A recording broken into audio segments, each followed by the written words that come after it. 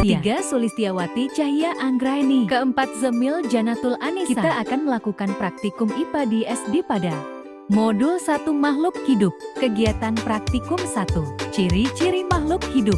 Gerak pada tumbuhan. Tujuan percobaan. Pertama, mengamati gerak seismonasti. Kedua, mengamati gerak niktinasti. Enjoy for watching.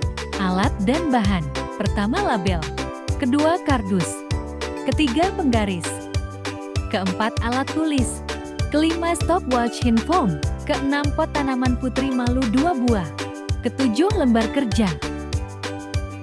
Apa itu seismonasti? Seismonasti adalah gerak pada tumbuhan yang terjadi karena rangsangan sentuhan, getaran, atau guncangan. Ciri-ciri seismonasti. Pertama, terjadi ketika tumbuhan menerima sentuhan atau getaran. Kedua, geraknya cepat, dapat terlihat langsung. Ketiga, arah gerak tidak bergantung pada arah datangnya rangsangan. Keempat, biasanya terjadi pada tumbuhan putri malu Mimosa pudica. Langkah-langkah percobaan seismonasti. Pertama, siapkan alat. Kedua, lakukan sentuhan halus pada daun putri malu menggunakan penggaris. Dengan sentuhan halus, reaksi daun putri malu mula-mula menguncup. Dan daun putri malu memerlukan waktu sekitar 5 menit 12 detik untuk mekar kembali. Selanjutnya, lakukan sentuhan sedang pada daun putri malu. Dengan sentuhan sedang, reaksi daun putri malu mula-mula menguncup. Daun putri malu memerlukan waktu sekitar 6 menit 56 detik untuk mekar kembali.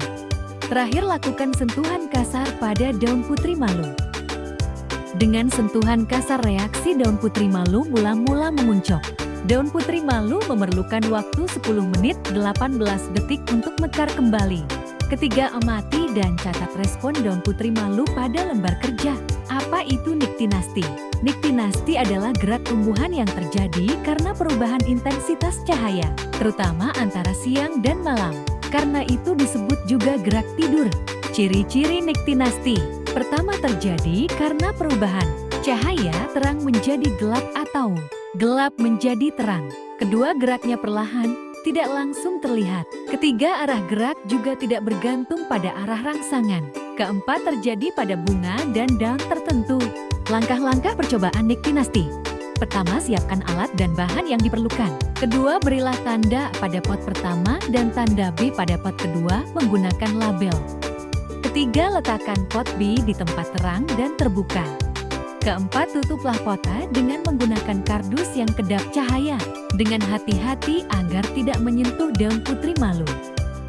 Kelima, nyalakan stopwatch handphone untuk mengetahui berapa lama pot A ditutup dengan kardus. Keenam, setelah kurang lebih 30 menit, bukalah kardus dengan hati-hati. Ketujuh, matikan stopwatch handphone dan lihat pada menit keberapa kardus dibuka. Kedelapan, amati apa yang terjadi dengan daun putri malu pada pot A dan bandingkan dengan daun putri malu pada pot B.